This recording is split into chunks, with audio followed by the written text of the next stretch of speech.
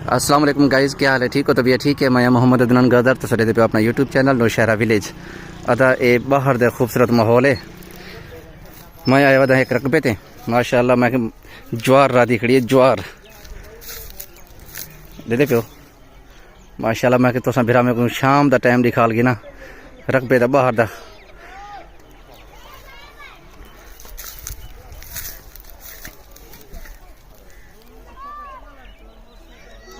ये ज्वार है दा, ये उनके पात्र हैं।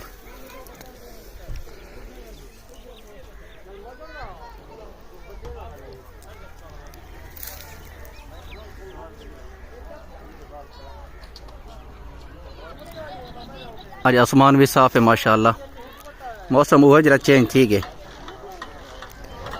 ये हमारे गांव की ज़मीन है भाई, ये ज़मीन है सारे आप हैं।